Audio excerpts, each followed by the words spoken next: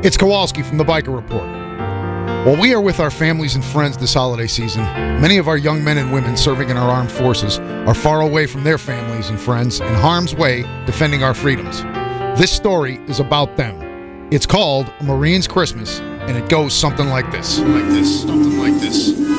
'Twas the night before Christmas. He lived all alone in a one-bedroom house made of wood and stone.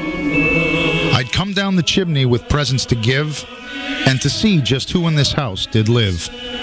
As I looked all about, a strange sight did I see. No tinsel, no presents, not even a tree. No stockings by the fire, just boots filled with sand. On the walls hung pictures of some far-off distant land. With medals and badges and awards of all kind, a sobering thought came to my mind. For this house was different, unlike any I've seen. For this was the home of a United States Marine. I'd heard stories about them. I had to see more, so I walked down the hall and pushed open the door. And there he lay sleeping, silent and alone, curled up on the floor in his one-bedroom home.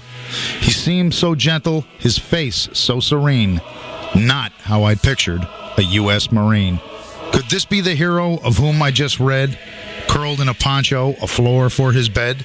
His head was clean-shaven, his withered face tan. I soon realized that this was more than a man. I'd realized families I'd visited that night owed their lives to these Marines, always ready to fight. Soon around the world, the children would play, and grown-ups would celebrate a bright Christmas day. They all enjoyed freedom each month and all year because of Marines like this one lying here. I couldn't help but wonder how many lay alone on a cold Christmas Eve in a land far from home. Just the very thought brought a tear to my eye. I dropped to my knees, and I started to cry. He must have awoken, for I heard a rough voice. "Don't cry, Santa, for this life is my choice. I fight for freedom, I don't ask for more. My life is my God, my country, my core." With that, he rolled over, drifted off into sleep. I couldn't control it. I continued to weep. I watched him for hours, so silent and still. Then I started to shiver from the cold night's chill.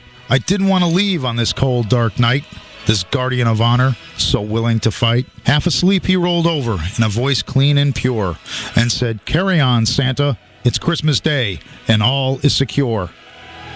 One look at my watch, and I knew he was right. Merry Christmas, my friend. Semper Fi, and good night. I thank you for listening, for it wasn't so long ago that I was one of those young Marines in a land far from home. Please think of our young men and women of our armed services over this holiday season. Happy holidays. Merry Christmas! I thank you for listening to this story, for it wasn't so long ago that I was one of those young Marines in a land far from home. As you gather with your family and friends this holiday season, please take a minute and remember our young men and women of our armed forces. From all of us here at The Rock WCCC, happy holidays, Merry Christmas, and a Happy New Year.